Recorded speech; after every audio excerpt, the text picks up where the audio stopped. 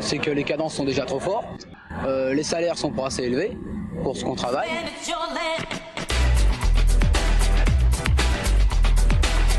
On est des militants syndicaux, je veux dire, c'est rien que ça qu'on a à faire. Ça veut dire que c'est une chose qu'on doit faire, je veux dire.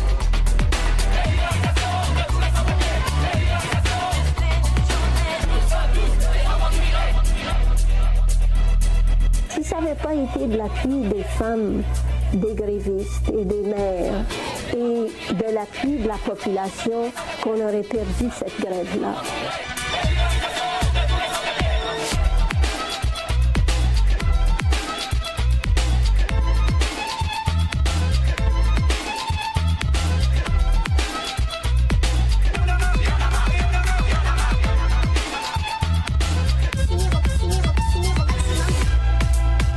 Pour nous rappeler que quand il n'y a pas de lutte collective victorieuse, quand la solidarité n'est pas l'ordre du jour, c'est pas l'espoir qui prime, c'est la peur.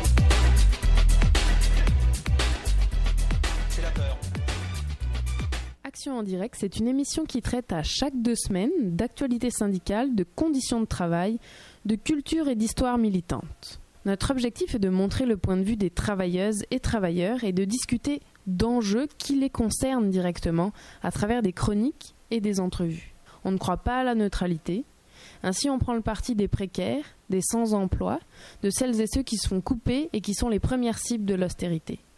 On souhaite également montrer comment ces gens s'organisent pour plus de justice sociale.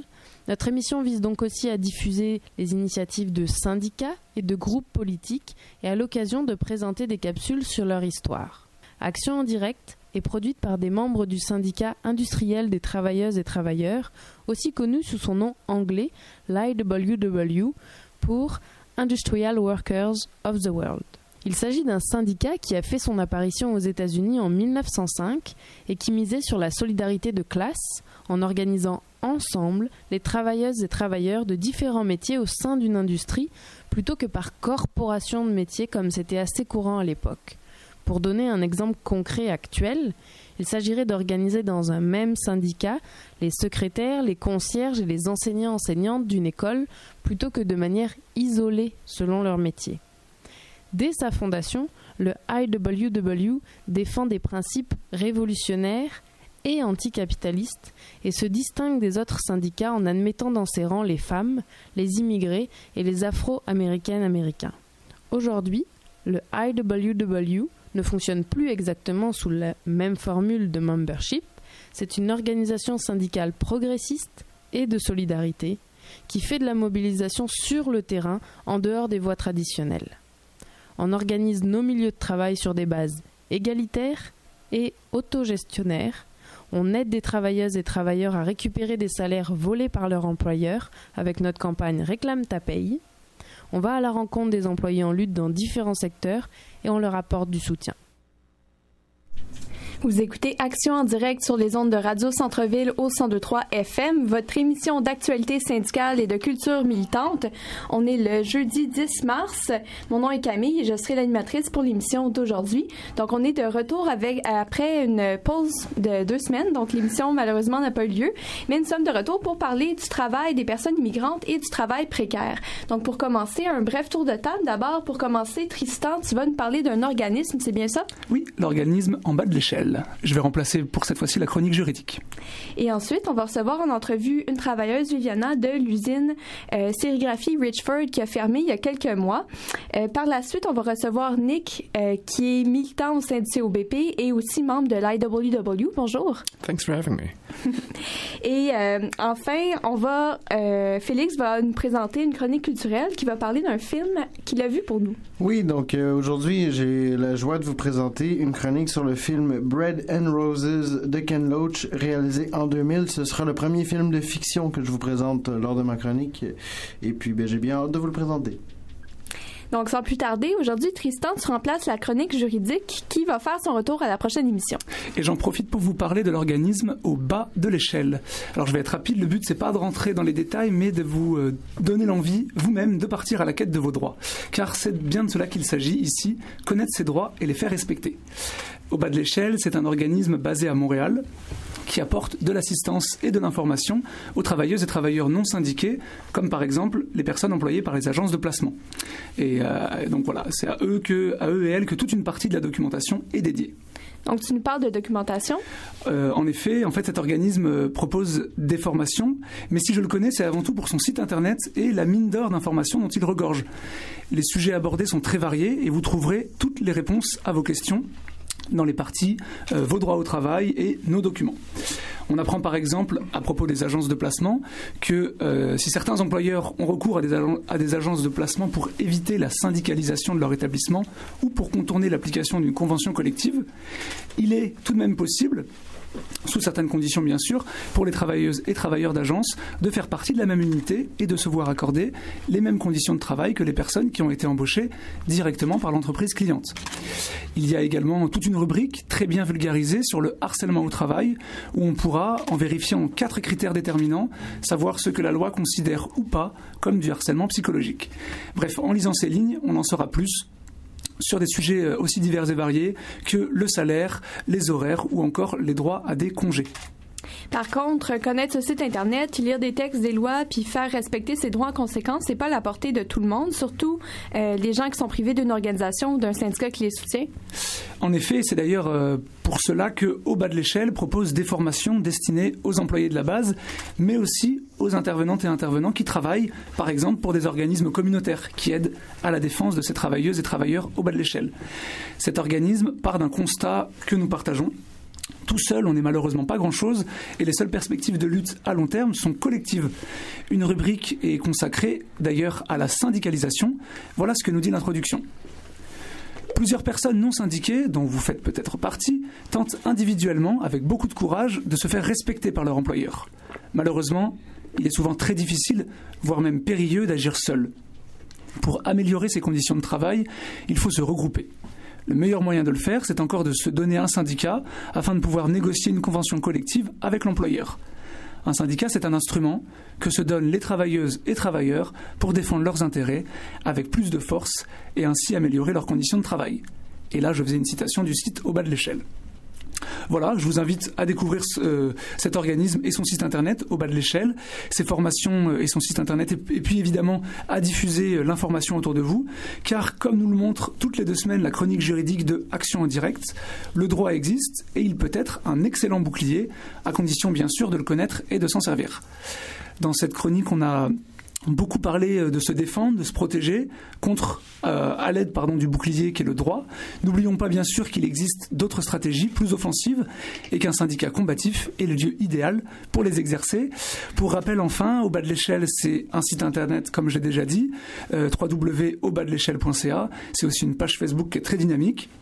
Et puis dans la rubrique Pour nous joindre du site internet, vous trouverez leur adresse physique, leur mail et leur numéro de téléphone. On va assurément aller voir leur site Internet. Il y a plusieurs informations utiles sur ce site-là pour l'avoir déjà parcouru. Et maintenant, toujours, Tristan, tu vas nous présenter un extrait du forum 1557 auquel tu as assisté, c'est bien ça? Exactement. J'ai assuré d'ailleurs l'animation. Puis lors de ce forum, la 3e intervention était assurée par une personne qui représentait le CTI, donc le Centre des travailleurs immigrants et immigrantes. Il s'agit de Moukala. On va l'écouter tout de suite. Elle nous parle de la perspective du travail précaire pour les travailleurs et travailleuses immigrantes. Toutes et à tous au Forum 1557, organisé par le Syndicat industriel des travailleurs et travailleuses de Montréal. Et dans le fond, le 1557, c'est pour 15 $ de l'heure, 5 semaines de vacances par année, puis 7 jours de maladie. Ce forum va proposer un panel où plusieurs personnes présenteront les différentes facettes de cette lutte, soit l'aspect économique, le vécu des travailleurs et travailleuses au salaire minimum, une analyse féministe, ainsi que l'expérience de lutte aux États-Unis. Pour l'instant, ce panéliste-là est pris à la frontière, mais on espère qu'il va avoir la chance d'arriver. Donc, sans plus attendre, je vous présente les panélistes qui interviennent ce soir. On va commencer avec Kim Bouchard du mouvement Action Chômage. Bonjour Kim. Par la suite, on laissera la parole à Jacques Fontaine du syndicat des employés de la Société du Vieux-Port, qui se fera souffler les réponses par Alexandre également. Ensuite, le Centre des travailleurs et travailleuses immigrants-immigrantes, sous la personne de Mukala Kaseka. Il y aura une personne de l'IRIS, Min Nguyen. Et puis, on attend toujours une personne qui est pour l'instant coincée à la frontière, Daniel Krupp, du groupe 15 No, qui a mené et gagné certaines campagnes pour le $15 de l'heure aux États-Unis. Et on terminera avec une personne du IWW Montréal, en la personne de Morgane. Le Centre des travailleuses et travailleurs immigrants fait partie donc de la Coalition du travail précaire. La Coalition du travail précaire, c'est un ensemble d'organismes qui défendent en fait les travailleurs précaires. Donc le CTI, diminutif pour le Centre des travailleuses et travailleurs immigrants, regroupe également l'ATAP, qui est l'Association des travailleuses et travailleurs temporaires d'agences de placement, l'ATEP, l'Association des travailleuses et travailleurs étrangers temporaires, donc ceux qu'on fait venir de pays étrangers pour travailler, par exemple, dans les champs agricoles. Zignidad Migrante. Ensuite, on a PINAI. On a MUR qui est l'organisation des Mexicains unis pour la régularisation, et le CIEM, donc le collectif immigrant espagnol de Montréal.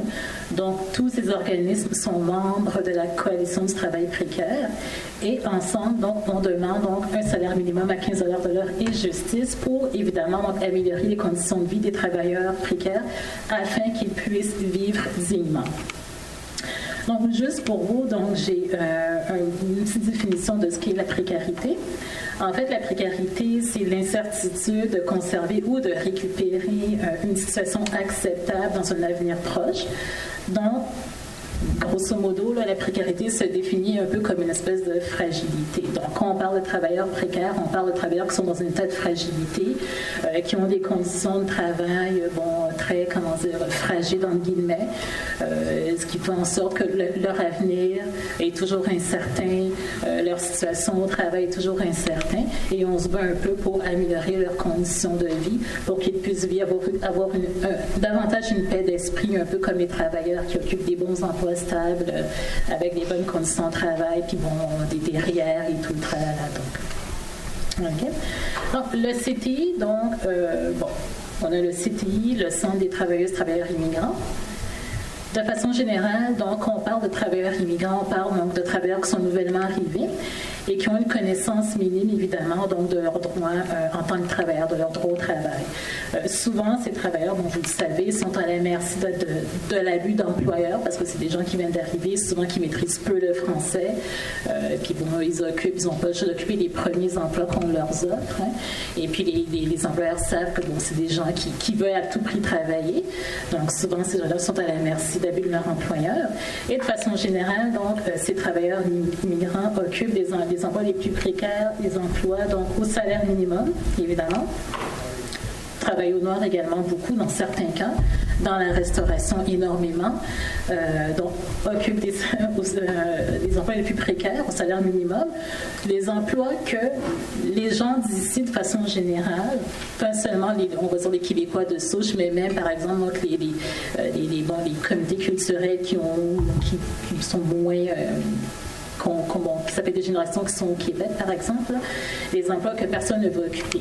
Donc, je parlais des champs agricoles, ceux qui vont cueillir les fraises, travail domestique, beaucoup, dans les manufactures, on retrouve beaucoup de travailleurs immigrants. Donc, vraiment, les emplois les plus précaires, les plus fragiles, qui présentent les conditions de travail les plus difficiles. J'ai un exemple pour vous. Donc, dernièrement, au CTI, on a eu, c'est cette semaine, je crois, le mercredi, en fait, donc le 10 février, on a eu une conférence de presse, c'est passé aux nouvelles, de travailleuses de l'entreprise Sérigraphie Richford, qui est une entreprise québécoise, donc fondée par un Québécois, qui a fermé ses portes dernièrement. Donc, la fermeture, les derniers employés ont été licenciés en décembre 2015. Donc, l'année passée. Donc, les travailleurs, l'entreprise a fermé ses portes pour déménager aux États-Unis. C'était des travailleurs syndiqués déménager aux États-Unis dans un État right to work. Donc, un État où, en fait, la syndicalisation est un peu bannie. Beaucoup bannie, en fait. Donc, l'entreprise a fermé ses portes. Et puis, parce que, évidemment, les coûts de production étaient moins chers et tout, là-bas aux États-Unis. Les travailleuses, en fait, de sérigraphie Richford, ce qu'elles faisaient, c'est principalement les travailleuses. Il y avait une grande concentration de femmes. Ce qu'elles faisaient principalement, on parlait donc d'opératrices. Donc, l'entreprise se spécialise dans l'impression d'étiquettes pour des bouteilles de vin, de spiritueux, puis de parfum et tout. Donc, c'était des opératrices. On avait à la table une travailleuse qui a travaillé depuis 30 ans pour l'entreprise Sérigraphie Richford et après 30 ans gagnait donc un 13 $ de l'heure, donc ce qui est assez ce qui est pathétique. L'entreprise a fermé ses portes, mais imaginez donc 15 $ de l'heure pour ces femmes, donc travailleuses et tout. Donc là, on parle vraiment, on comprend vraiment la signification de 15 $ de l'heure pour les travailleuses les plus précaires et tout. Je parlais du CTI. Mais le CTI regroupe, donc je parlais de plusieurs associations, mais la TAP c'est la principale association membre en fait du CTI. Donc la TAP pour l'Association des travailleuses et travailleurs temporaires d'agences de placement. Donc la réalité des travailleurs et travailleuses, travailleurs temporaires d'agences de placement, en fait ce sont des gens qui travaillent au salaire minimum. Pour la plupart, des immigrants, pour la plupart, des Québécois de souche, des gens ici également, mais beaucoup de jeunes, beaucoup de femmes aussi, évidemment. Donc, immigrants, jeunes femmes qui ont accès à un emploi au salaire minimum, qui ne peuvent bénéficier d'augmentation périodique comme tout le monde, comme tout le monde a droit donc dans une entreprise normale. Donc, par exemple, chaque un an, vous avez l'augmentation de salaire. Au niveau des agences de placement, il n'y a pas d'augmentation de salaire nécessairement. Beaucoup travaillent donc sous des contrats temporaires qui peuvent être interrompus à n'importe quel moment. Parce que, on parle d'une agence temporaire, on parle de travailleurs temporaires d'agence de placement. Est-ce qu'il y a vraiment, en fait, ce qu'on comprend, c'est que l'agence, elle est là pour rendre un service, en fait. C'est une entreprise qui fait affaire, qui est là pour récolter des sous. Donc, sa mission, c'est de fournir une main-d'œuvre à des entreprises clientes. Donc, est-ce que le but premier des agences de placement, c'est vraiment d'écouter les besoins et les revendications de la main-d'œuvre? Non, c'est vraiment d'aller chercher le plus de contrats possible pour faire le plus de sous possible. Donc, nécessairement, les conditions de travail des travailleurs embauchés sont toujours, est-ce qu'elles sont pris en considération? Pas nécessairement. Donc, on parle de travailleurs temporaires on parle de contrats qui peuvent être interrompus à n'importe quel moment. Les travailleurs, évidemment, ne bénéficient d'aucune stabilité d'emploi. Ils œuvrent dans des conditions de santé et sécurité qui menacent leur intégrité physique et même psychologique. Et, de plus, donc, la syndicalisation pour ces travailleurs, elle est presque impossible. En fait, elle est quasi impossible parce qu'on parle d'un lien d'emploi, d'un lien traditionnel d'emploi qui est brisé. En fait, ce qu'il faut comprendre, c'est qu'au niveau des agences de placement, on a l'employeur officiel qui est l'agence de placement et on a l'entreprise cliente. Donc, comme on a un lien, on a deux employeurs, entre guillemets, comme on a un lien d'emploi qui est traditionnel, qui est brisé, donc employeur-salarié. Évidemment, la syndicalisation est presque impossible parce que l'agence qui est de l'employeur officiel veut vraiment syndiquer les travailleurs qui l'embauchent pour fournir à ses clients. Fournir à ses clients, pas nécessairement. Et puis, donc, c'est cela. Donc, une grande problématique au niveau de la syndicalisation, donc la perduration, la continuation de conditions de travail difficiles. Également, au niveau de la santé et sécurité, une problématique qui est souvent relevée, c'est le fait que, la plupart du temps, donc, les bottes ne sont pas fournies aux travailleurs temporaires d'agence de placement, alors que l'article 51 de la loi sur la santé et sécurité au travail dit que l'employeur doit fournir gratuitement aux travailleurs tous les moyens et équipements de protection individuelle. Donc, pour ces raisons, je vais finir rapidement. Pour ces raisons, donc, nous joignons le CTI, la TAP, puis la Coalition du travail précaire. Nous joignons donc le mouvement du salaire minimum à 15 $ de l'heure pour améliorer en premier lieu donc les conditions améliorer donc les conditions pour assurer un revenu décent à nos travailleurs et améliorer les conditions de vie des travailleurs précaires. Et on appuie également donc le syndicat industriel des travailleuses et des travailleurs pour pour obtenir en plus un 5 semaines de vacances et 7 jours de congés de maladie payés par année. Nos revendications plus précisément de la coalition, donc un accès également aux services sociaux, peu importe leur statut, pour les travailleurs étrangers temporaires, d'agences de placement, travailleuses domestiques, travailleurs sans papier, un accès à la résidence permanente pour les travailleurs étrangers temporaires. On sait avec la modification de la loi, l'accès à la résidence permanente elle est plus difficile maintenant. Donc, et également accès à la régularisation pour les sans-papiers. Un accès complet donc à tout ce qui mesure santé et sécurité pour les travailleuses domestiques et que les autorités gouvernementales réglementent les agences de placement en permettant entre autres la syndicalisation des travailleurs d'agences de placement et des précaires de façon générale.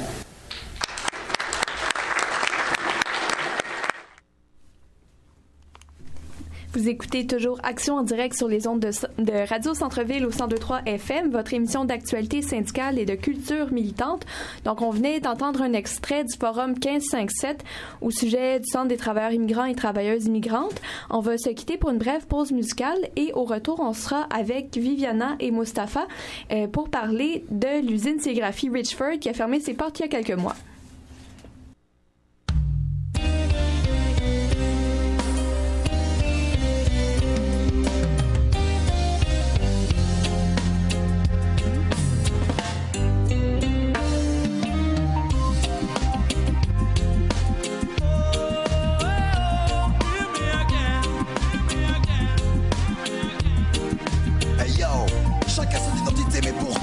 Nation.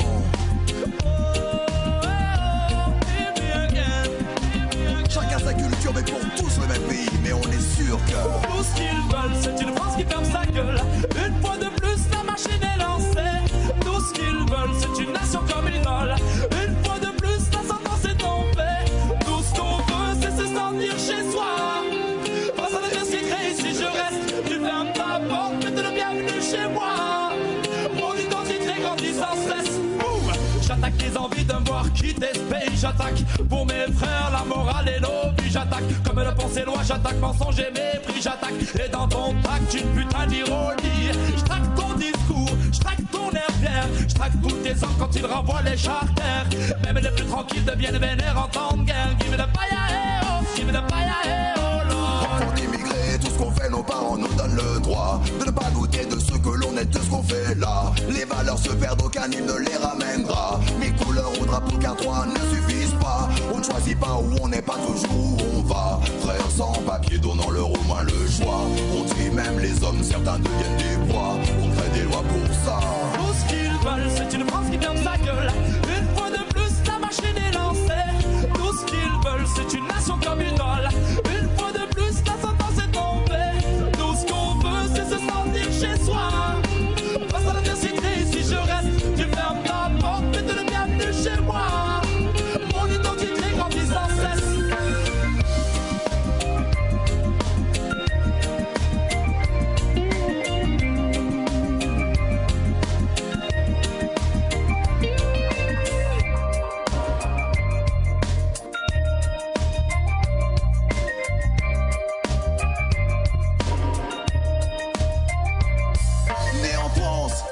Je l'aime, c'est ma terre. Quand elle respecte ses fils et qu'elle nous considère, on reste droit, fier, nos racines, nos pères. Fruit d'une histoire commune, amour et elles vont de pair. Et ces trois couleurs sur le drapeau ne suffisent plus à colorer ce tableau de ce pays, de ce peuple aussi beau. L'identité ne se résume pas à un mot. Ce qu'ont fait nos pères, quitter au fur leur terre, changer d'hémisphère, car à tous c'est cette terre. L'adaptation à cette nation, c'est faite à la sueur de leur front. Puis s'il y a une galère pour trouver des repères, un climat délétère, aujourd'hui plus qu'hier. Vous écoutez toujours Action en direct sur les ondes de Radio Centre-Ville au 102.3 FM. On vient tout juste d'entendre Tout ce qu'ils veulent de Dub Inc. Et on reçoit maintenant une ex-travailleuse de l'usine sérigraphie Richford et qui est maintenant militante pour les droits des travailleuses et travailleurs des agences de placement. Donc, bonjour Viviana. Bonjour, merci pour m'avoir invité ici. Et il y a également Mustapha qui est travailleur au Centre des travailleurs immigrants et des travailleuses immigrantes. Bonjour Mustapha. Bonjour et aussi merci pour les invitations aujourd'hui. Alors, pour commencer, est-ce que vous pouvez nous parler de la fermeture de l'usine où vous avez travaillé, Viviana, puis quand est-ce que la nouvelle a été annoncée et ça a été quoi les raisons invoquées par les patrons pour fermer l'usine? Bon, cette usine, ça commençait à déménager peu à peu, comme pas à pas. Ils ont commencé à déménager en 2010 et c'était jusqu'à l'année dernière qu'ils ont fermé ces portes complètement. Et puis c'était graduel, non? Et puis la raison, comme le plus important, qu'est-ce que les patrons, c'est quoi la raison? En fait, c'était que pour diminuer le coût de production, à cause que, selon lui, c'était trop cher la transportation parce que la majorité de la clientèle de cette sérigraphie, c'était aux États-Unis. Et puis, c'est pour celui-là qu'il a déménagé là. À Ohio, non? Curieusement, parce que c'est un État où il y a le right to work. Right to work. Ça consiste en quoi, ça, le right to work? Peut-être tu peux expliquer.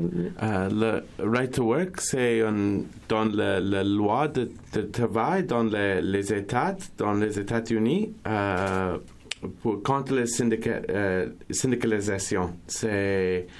On a chaque travailleuse dans une usine de syndicaliser, on a le droit pour refuser les syndicats. C'est aussi avec les pressures par les employeurs. C'est très difficile pour syndicaliser les usines dans les États avec la loi de right to work. Ce sont vraiment choses comme le Sud global ou la loi de travail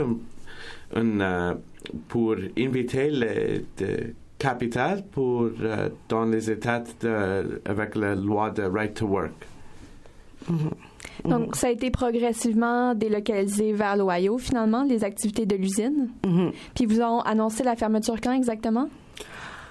Ils ont annoncé l'année dernière, je pense, définitivement, à tous les travailleurs et travailleuses avec le temps correct, mais dans un moment donné, ils sont comme juste fermés parce que c'était aussi promis pour les patrons de trouver de travail pour les employeurs. Mais ça n'était pas comme ça, c'est juste comme ils ont fermé la porte, ils ont déménagé et les employeurs sont restés sans aucune indemnisation. Non? Après 30 ans, 20 ans de travail, c'est beaucoup. Non? C'est comme c'est toute ta vie. Exactement. Puis avant que l'usine ferme, est-ce que vous aviez des bonnes conditions de travail? Est-ce que vous étiez syndiqué? C'était quoi un peu le profil des travailleurs et travailleuses? Bon, moi, je veux clarifier que j'étais travailleuse agence de placement et puis c'était en 2010 que j'étais là. En fait, et puis mes conditions, ça n'existe pas. Les travailleurs et travailleuses d'agence de placement, il n'y a pas de garantie. Donc, il y avait des employés syndiqués et des employés des agences de placement. Exactement. Et puis, pour tous les travailleurs et travailleuses qui ont été engagés directement pour la compagnie, ils ont été syndicalisés. Et puis, mais malheureusement, c'était comme dans la théorie, oui, ils ont été syndicalisés, mais en pratique, ça n'a pas marché parce que maintenant, comme les syndicats ne font rien, comme ils sont juste laissés avec les problèmes et ils n'ont pas, les travailleurs et les travailleuses n'ont pas contents avec son syndicat, malheureusement. Et puis, mais aussi comme une chose que pour moi c'est pas logique, c'est que les représentants des syndicats avaient une agence, c'était aussi le patron d'une agence de placement. Et puis c'est quoi ça? C'est lui-même qui créait la précarité, la subdivision des employeurs. Non? On se demande, il défend les droits de qui finalement? Oui, c'est ça. Je me demandais aussi, c'était quoi les rapports entre les employés qui venaient de l'agence de placement et les employés syndiqués? C'était quoi vos rapports? Je n'ai pas compris exactement. Quelles étaient vos relations? Est-ce que vous aviez beaucoup d'échanges? Est-ce que vous discutez du syndicat? Comment ça se passe? Avec les travailleurs de l'agence de placement? Oui. Mais oui, comment... Je ne sais pas si j'ai bien compris ta question, mais oui, nous, on voudrait, non? Mais comment avoir des syndicats, c'est ça, comment, si on discute tout ça, comment... Dans notre... Tu veux dire dans la sérigraphie? Oui, oui, c'est ça, dans la sérigraphie. Ah non, mais tu oublies ça. Tu juste viens le matin, tu arrives là, et tu es comme on était traités vraiment comme des animaux, là, parce que tu arrives à 7 heures le matin, vient le superviseur, il te dit, toi, tu restes, tu pas, tu ne restes pas, toi, tu restes. Et puis, tu travailles, si tu demandes quelque chose, il te dégage tout de suite. Parfois, tu travailles 3 heures, parfois, tu travailles 8, 10 heures, parfois, comme ça, tu n'as aucun droit de demander rien. Et puis, mais c'était beaucoup, il y avait beaucoup de travailleurs. Moi, j'ai travaillé le matin, aussi j'ai travaillé le soir et j'ai travaillé la nuit. Là, comme il y a 3 quarts de travail. Exactement. Oui. Et puis, il y a beaucoup. Ça veut dire que je pense qu'il y avait plus de 200 travailleurs. Et puis, juste 70 sont été juste engagés. Le reste sont des travailleurs et travailleuses d'agences. Et puis, imagine-toi combien d'argent, comment il ramasse la compagnie, non? Et puis, en plus, la compagnie s'est déménagée. Les travailleurs aux États-Unis sont payés maintenant $8 de l'heure. $8 et 10 sous. Oui, c'est ça. Et ici, les employeurs qui sont été travailleurs directement pour la compagnie sont été payés pour $13, mais après 30 ans de travail. Ça aussi, comment relié à la campagne de $15, comment tu travailles 30 ans de ta vie, tu fais comment vraiment faire de cette compagnie comme profitable, non? Une compagnie profitable, et après, juste pour gagner $13 de l'heure, et après ça, la compagnie déménage et tu restes sans rien. Puis, qu'est-ce que les travailleuses et travailleurs sont devenus? Est-ce qu'il y a des gens qui ont réussi à se replacer? Est-ce que vous êtes un peu au courant? Non, pas encore. Mais ils sont tellement touchés, non, par la situation, mais ils demandent comme la justice, mais dans le sens de l'indemnisation, mais aussi que le gouvernement mette en pied une loi comme interdit à les compagnies cette sorte de pratique. Mais à ce sujet-là, le 10 février dernier, vous avez pris la parole lors d'une conférence de presse pour exiger une compensation de sérigraphie Richford. Est-ce que vous pouvez nous en parler un peu? Mais oui, ça en était là. Maintenant, les travailleurs et les travailleuses s'organisent pour commencer, non, sa campagne de justice, non, d'indemnisation. Et puis, elles ont été là pour juste témoigner ces histoires, non, qu'est-ce qu'elles ont vécu, parce que quand même, elles ont été dans très mauvaises conditions de travail, non. Ça veut dire qu'il n'y avait aucune presque différence entre travailleurs et travailleuses de compagnie avec les agences de placement. C'est juste qu'ils ont gagné un peu plus. Et c'est tout, non? Mais il n'y avait aucune garantie. Puis... Aussi, les compagnies de sérigraphie Richford, c'est pas 100% fermé. Les compagnies ici à Montréal, on a ouvert un centre de distribution à Ville-Saint-Laurent. C'est embaucher des personnes des agences de placement aussi, et pas embaucher les anciens travailleurs-travailleuses. Aussi, la compagnie très profitable, c'est 10 millions chaque année. C'est la fermeture pas pour la faillite, c'est juste pour le gagner plusieurs de profits.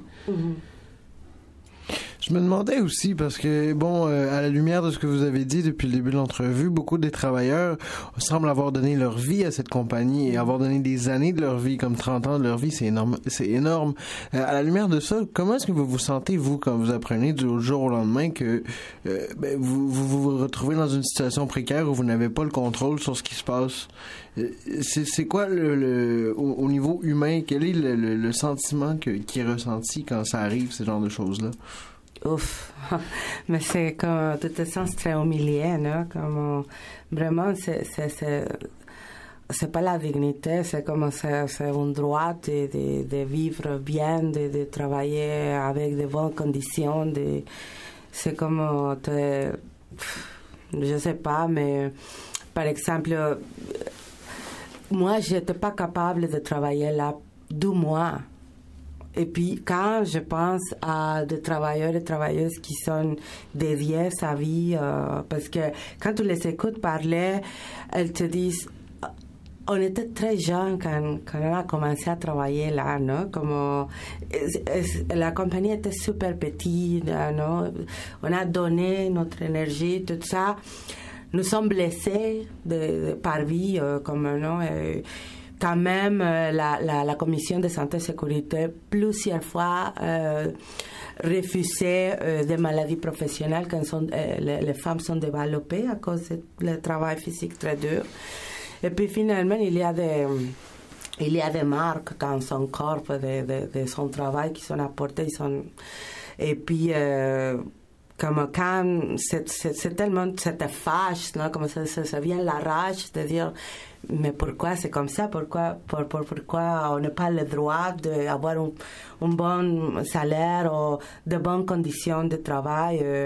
Maintenant, ça veut dire qu'après 30 ans, elle revient dans des conditions très précaires, encore passer pour les agences de placement et encore peut-être un salaire minimum.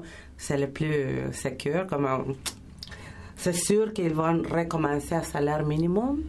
Et puis, ça veut dire, parce que beaucoup de eux, c'est des femmes, des hommes immigrants de première génération qui sont venus ici, ils ont tout de suite commencé à travailler dans des manufactures comme ça.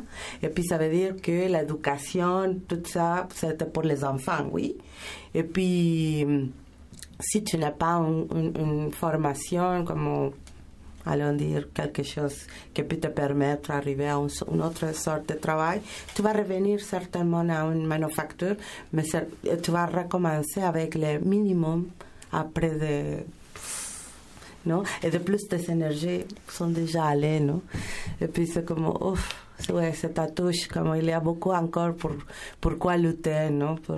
Comment... D'ailleurs, parlant de lutte, pour terminer, comment est-ce qu'on pourrait vous supporter? Est-ce que vous avez un site Internet ou comment on peut vous aider finalement? Oui, mais c'est le CTI qui mène la campagne. Et puis, bien sûr, que c'est... j'oublie toujours notre site web. mais aussi, mais vous pouvez aussi nous écrire à ottawa.mtl@gmail.com ou nous contacter dans le 514-342-2111. Et aussi, je vous invite pour mobiliser pour les... 15 avril, que certainement on va faire quelque chose avec pour les travailleurs et travailleuses de Richford, et aussi que ça relie aussi à l'argumentation des salaires minimum, les $15. Parfait. Bien, on va annoncer ça sur notre page Facebook, donc sur la page d'Action en direct. On va maintenant se quitter pour une pause musicale. Merci beaucoup d'avoir été avec nous. Merci.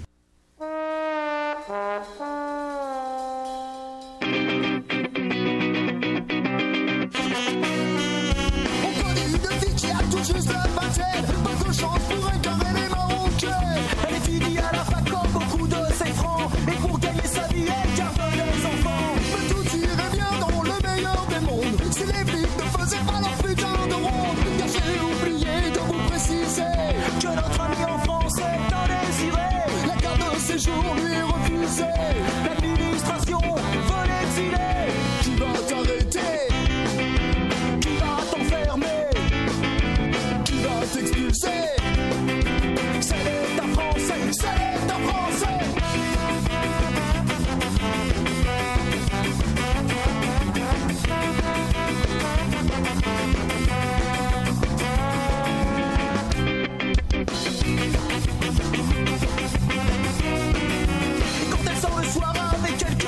famille. Elle regarde autour d'elle, la parano l'envahit. C'est la trouille du contrôle dans ce monde fiqué.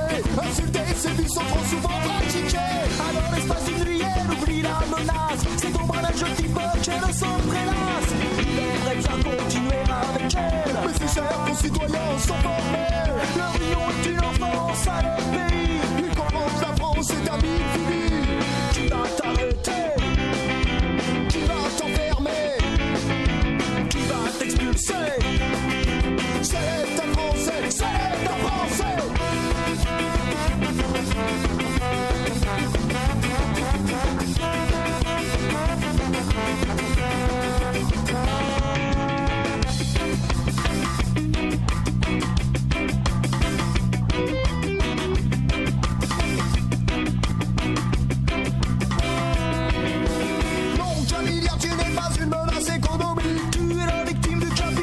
Archaïque, qui tient trop souvent pour responsable ceux que la misère a son accusé à cœur. Bons émissaires ou cibles faciles sont liés le commun de cette farce subtile qui dans sa longue complainte vante le progrès. Mais les minces sans intérêt. Sans intérêt. Mais les minces sans intérêt. Mais les minces sans intérêt. Mais les minces sans intérêt.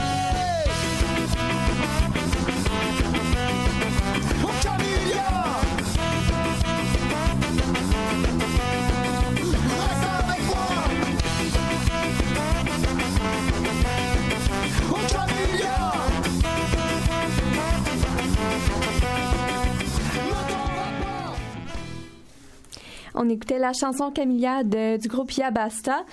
Vous êtes toujours à l'écoute d'Action en direct sur les ondes de Radio Centre-Ville au 102.3 FM. Alors, Félix, tu vas nous parler d'un film cette semaine encore une fois? Oui, donc aujourd'hui pour ma chronique culturelle, je vous présente le film Bread and Roses de Ken Loach, réalisé en 2000. Il s'agit d'un film de fiction qui nous présente la réalité de deux sœurs mexicaines sans papier qui travaillent comme femmes de ménage dans une tour à bureau du centre-ville de Los Angeles. Le film met en vedette l'acteur hollywoodien Adrian Brody, qui interprète le rôle de Sam Shapiro, délégué du syndicat des employés sanitaires, ainsi que l'actrice mexicaine Pilar Padilla, qui interprète le rôle de Maya, la plus jeune des deux sœurs, qui tente coûte que coûte de syndiquer son milieu de travail. Bien qu'il s'agisse d'un film de fiction, ce film, est-ce qu'il présente de façon juste la réalité des travailleurs et travailleuses sans papier aux États-Unis? Eh bien, pour vérifier si ce film représente bien la réalité, j'ai écouté des témoignages de travailleurs sans papier et je dois dire que ce film représente bel et bien le mode de vie des travailleurs immigrants.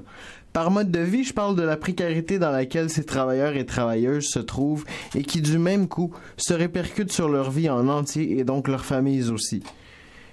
Ce film me fait également réaliser la précarité de vie d'un travailleur immigrant sans papier qui se voit plus souvent qu'autrement obligé d'acquiescer à toutes les demandes de son employeur par peur de perdre son emploi et de ne plus pouvoir subvenir aux besoins de sa famille.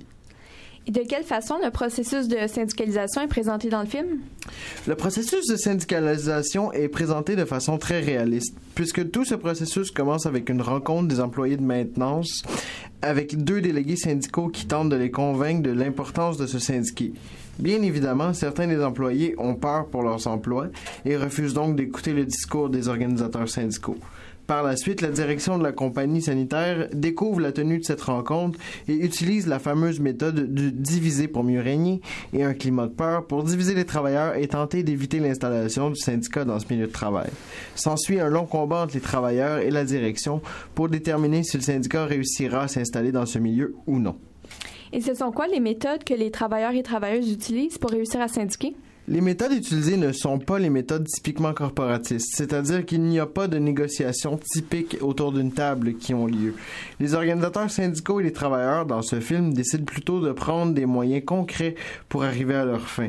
Ils prennent l'action directe et commettent des actions comme la perturbation d'une rencontre entre deux firmes d'avocats ou encore l'occupation de la tour à bureau à la suite d'une manifestation des travailleurs sanitaires. Bien évidemment, en entretenant ce type d'action, ça certains des travailleurs perdent leurs emplois et se retrouvent dans des situations financières et sociales encore plus précaires. Certains des travailleurs qui luttent pour une justice sociale se font arrêter et se voient déportés par les autorités.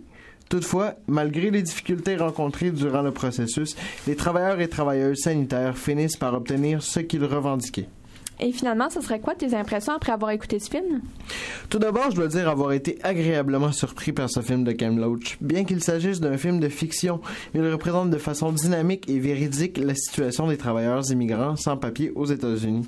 De plus, j'ai trouvé très intéressant le fait que le réalisateur ait décidé de démontrer le syndicalisme de combat plutôt que le typique syndicalisme corporatiste. Je trouve que ce choix fait par le réalisateur supporte la volonté de réalisme de ce film et apporte un effet dynamique au film, ce qui en fait à mes yeux un des films les plus intéressants que j'ai eu la chance de présenter à nos auditeurs. Le fait que ce ne soit pas un documentaire est également intéressant puisqu'il ne prend donc pas la forme typique d'un documentaire, mais reste toutefois véridique. Je trouve qu'il est beaucoup plus facile d'embarquer dans l'histoire et de sympathiser avec les travailleurs en raison du dynamisme de ce film, mais surtout grâce à la position pro-travailleurs défendue par cette œuvre. Ce n'est pas chose commune de voir un film de fiction se positionner contre le patronat, et c'est ce qui en fait, selon moi, un film unique et qui mérite d'être connu comme un réel chef-d'œuvre. Pour terminer, j'encourage fortement nos auditeurs à écouter ce film et j'aimerais également rappeler à nos auditeurs que peu importe votre condition sociale, vous avez des droits fondamentaux en tant que travailleur et il est primordial de les défendre pour arriver à faire évoluer la société de façon favorable. Merci Félix, ça donne définitivement envie de voir ce film-là. Je pense que je sais ce que je vais faire ce soir. C'est un plaisir. Et maintenant, Nick, tu vas venir nous présenter les activités dans le cadre de la semaine contre la brutalité policière. Yeah, thanks for having me again. So we have an entire week set up and organized for leading up to the 15th of March, which is the Anti-Police Brutality Day demo. Starting yesterday, actually, we had a film projection from this group called Insurgés about police brutality and feminism. Tonight, this awesome collective called Les Sorcières is having their zine launch around the thematic of women and feminism and police brutality. And at the same time, we'll be having, the CWP will be having our own launch for our own newspaper around the police state called L'État policier. That'll be at 5 tonight at Yermad. And then tomorrow, on the 11th, at 8, there's going to be a show at Catacombs. Some of the bands that are playing are called Peroxide, Ripcords, Blame the Name, Rat Patrol, Idiocrats, and it's going to be an awesome show. At the door, it's going to cost about $8, so come on in. It's not super expensive. And then on the 12th at 10, there's a Benevis show for Le Dira, which is the anarchist library on Saint-Laurent. There's going to be Action Citizen, Crossbones, Headcase, and No Chaser. It's a Fatale. The entrance is $5. On the 13th at 7 o'clock, there's a projection, a film projection from the group Diaz, organized by The Réalité at La Déferle. And then we're taking a break on the 14th. Chill, it's going to be really nice. And then we're coming back on the 15th. The IW Montreal is organizing a barbecue, a family-oriented barbecue where everyone is invited to come. We have an awesome set of panelists ready to talk about the different impacts of police brutality and police presences in communities across the globe. And then at 8, we're having our demo. So come on by. It's going to be fun. It's going to be a fun family event. The entire list of events are out on our website and on Facebook, so you can find it. It's going to be an awesome, awesome week. On va aussi le diffuser sur notre page. Merci beaucoup, Nick. Félix, je pense que tu avais aussi certains événements annoncés. Oui, il y avait en effet, aujourd'hui même, à 12h30 à la coop Catacombe, le CITU organise une assemblée publique sous le thème « Crise de l'UQAM, quelle université voulons-nous » Donc, je rappelle, c'est à 12h30 aujourd'hui au coop Catacombe. C'est une assemblée publique, donc tout le monde est bienvenu. Et puis comme le disait Mustapha tantôt, il y aura le 15 avril, c'est dans 2 mois, dans un mois pardon, il y aura un événement assez majeur à Montréal, une mobilisation pour faire entendre les droits des travailleurs et travailleuses migrants. Voilà. Maintenant, on va faire un tour de table en fin d'émission. Qu'est-ce que vous avez retenu des interventions, particulièrement de nos deux invités? Ben, moi, de mon côté, je dois dire que je trouve complètement aberrant ce qui s'est passé. Ce qui leur est arrivé, c'est complètement aberrant. Je trouve ça ridicule, honnêtement. Et puis le fait aussi que leur représentant de l'agence de placement soit aussi représentant syndical, il me semble que il y a un réel conflit d'intérêts présent ici, puis c'est problématique, mais profondément problématique, parce que comment voulez-vous que quelqu'un défende des travailleurs sur un front syndical s'ils représentent également le patronat? C'est se positionner des deux côtés d'une médaille, c'est se donner, mettre toutes les cartes dans sa propre main, puis décider au détriment de tous les travailleurs de prendre la décision la plus favorable pour soi. Moi, je dois dire que j'invite tout le monde à supporter ces travailleurs dans leur lutte contre Sérigraphie Richford, parce que c'est dégoûtant ce qui leur est arrivé. Tristan? Moi, ce qui m'a interpellé, et l'impression que j'en ai eue, c'est qu'en fait, les syndicats ont beau exister, il va toujours y avoir des failles, des façons de les contourner. Et il faut que le mouvement syndical reste dynamique, reste à l'affût. Il nous parlait des États qui ont des lois Right to Work aux États-Unis, mais aussi cette possibilité qui peut paraître aberrante à première vue, que dans une même entreprise, des employés syndiqués et non syndiqués se côtoient. C'est évidemment une façon de détourner même la loi québécoise et canadienne. Je trouve ça intéressant, toujours à surveiller, et je pense que voilà, les syndicalistes doivent rester à l'affût de ce qui se passe. On l'a vu, avoir un syndicat, et puis on en avait parlé dans la dernière émission aussi, avoir un syndicat, ça ne veut pas forcément dire être payé plus que le salaire minimum. 30 ans de carrière et $13 de l'heure. Le salaire minimum va passer à presque $11 le 1er mai. On est encore là-dedans. Oui, effectivement, il y a plusieurs milieux syndiqués qui sont encore à peine au-dessus du salaire minimum. Là, puis même en payant des cotisations syndicales, parfois les gens se ramassent au salaire minimum. J'ai été dans cette condition-là pendant à peu près 3 ans, puis effectivement, c'est assez difficile de survivre, là. Puis les agences de placement, je pense que ça pose toute la question de l'espèce de flou juridique, parce que au fond, tu sais, qui est l'employeur entre l'agence de placement, l'entreprise qui a recours à l'employeur, puis en cas de problème, si un travailleur ou une travailleuse a un problème, ben on sait pas trop qui est l'interlocuteur finalement. C'est drôle parce que justement, c'est directement dans le même thème que le film que j'ai présenté, Bread and Roses. Et puis, ça me fait penser parce que dans ce film-là, justement, la problématique est soulevée. De savoir qui est le réel employeur des employés. Et dans ce cas-ci, semblerait-il que c'est l'agence de placement qui est le réel employeur et qui est un sous-traitant du propriétaire du building. Donc, si le propriétaire du building ne respecte pas l'entente, malheureusement, semblerait-il que les travailleurs ne peuvent pas prendre de recours puisque le propriétaire du building n'est pas leur employeur officiel. Il s'agit de l'agence de placement. Il s'agit ici, moi, je considère qu'il s'agit d'un loophole dans le terme du syndicalisme. J'utilise le terme anglophone parce que je n'ai pas d'autres termes sur le bout de la langue. Et puis, c'est pour ça aussi que moi, je trouve qu'il est important de faire du syndicalisme d'action directe, du syndicalisme de combat et pas juste du syndicalisme de corporation. Ça prend un juste milieu entre les deux, parce que le problème, c'est qu'aussitôt qu'on rentre dans l'idée de la corporation, on s'ouvre à la possibilité d'une corruption. Alors que dans le principe de syndicalisme de combat, comme moi je l'entends, il semblerait-il que c'est plus une idée de tout le monde est égaux, tout le monde lutte également pour la même cause, sur un pied d'égalité, donc il n'y a pas de balance de pouvoir inégale. Donc il faut trouver ce juste milieu, il faut faire attention à ça aussi. Malheureusement, il faudrait trouver une solution avec notre gouvernement pour régler cette situation, selon moi. And like honestly, when you look into it, and I'm going to bounce off what Tristan said before, right? All these right-to-work laws, whether it's in Wisconsin or Ohio, deep down, the racist impact they have on people's lives, right? You have people that work in these placement agencies, that work in these factories, that are immigrant workers, that, you know, get literally treated like animals. And these right-to-work laws come in, and, you know, they're swept under the rug, and no one really cares. So if anything, this shows us the need for intersectional battles in terms of like unionism, in terms of how we function as a union. We have to listen to people that, you know, come from a less privileged sector in society, and we have to listen to what they demand and what they need out of their work, you know.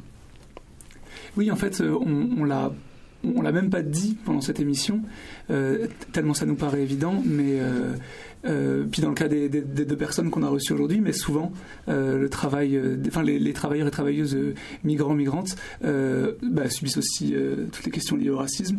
Puis ça, je vais sauter un petit peu du coq à l'âne, mais j'ai l'impression qu'on est de retour avec la situation liée aux agences de placement, qu'on est de retour au capitalisme des débuts, où il y a un atelier qui ouvre, on vient voir le matin si on a du travail ou pas, si on a tant mieux, si on n'a pas tant pis, on mangera demain. Puis ces temps-ci, j'étais dans une période un peu sentimentale, puis j'ai écouté le film Germinal. J'ai d'ailleurs fait un petit montage qu'on pourra diffuser tout à la fin de l'émission. Mais je me disais que c'est ça. J'ai l'impression que si on surveille pas, si on n'est pas toujours à l'affût, l'esprit primaire du capitalisme va toujours revenir. Puis on en a un bel exemple ici avec les agences de placement qui font rimer précarité et racisme. Absolument, Tristan.